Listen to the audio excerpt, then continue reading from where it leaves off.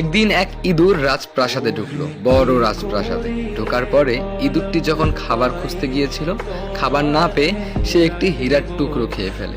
হীরার টুকরো খেয়ে ইঁদুরটি চলে যায়। তো এই পাশে তো রাজবাড়ির মধ্যে একদম হাই হাই উঠে গেছে যে হীরাটা কে নিয়েছে। তারপরে রাজামশাই একজন জ্যোতিষকে ডাকলো। জ্যোতিষকে ডেকে বলল, রাজপ্রাসাদ থেকে হীরার টুকরো চুরি হয়ে গিয়েছে, কে নিছে তুমি কি বলতে পারবে গণনা করে?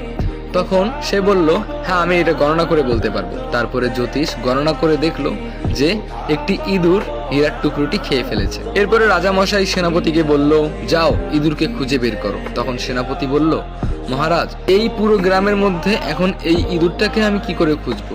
ইঁদুর তো হাজার হাজার ইঁদুর আছে। তখন রাজামশাই সেনাপতিকে বলল, তুমি পুরো গ্রামের মধ্যে ভেড়া পিটিয়ে বলে দাও, যে ওই ইঁদুরটাকে ধরে নিয়ে আসতে পারবে, যে আমার হিরে আমাকে ফিরিয়ে দিতে পারবে, তাকে অনেক অনেক অনেক পুরস্কার দেওয়া হবে। তারপরে সেনাপতি রাজামশাইয়ের কথা অনুযায়ী এলাকার মধ্যে ভেড়া পিটিয়ে দিল, মানে গ্রামের মধ্যে একদম ঢোল পিটিয়ে বলে দিল, যে ইঁদুরটিকে ধরতে পারবে মহারাজ তাকে অনেক সম্মানী করবে, অনেক পুরস্কার দিবে। তো তখন এক শিকারী চলে আসলো। এক শিকারী এসে বলল, মহারাজ আমি সেই ইঁদুরকে ধরে দেখাবো।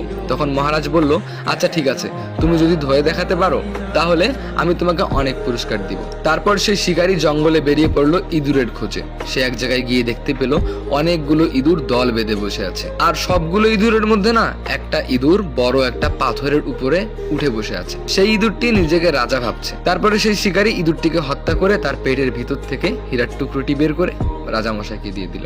তখন রাজামশাই অনেক খুশি হলেন। অনেক খুশি হয়ে সেই শিকারীকে অনেকগুলো পুরস্কার দিলেন। আর অনেকগুলো পুরস্কার দেওয়ার পরে শিকারীকে রাজামশাই প্রশ্ন করলেন, তুমি এতগুলো ইঁদুরের মধ্যে তুমি কি করে বুঝতে পেলে যে এই ইঁদুরটির পেটের ভিতরেই হীরার টুকরো আছে?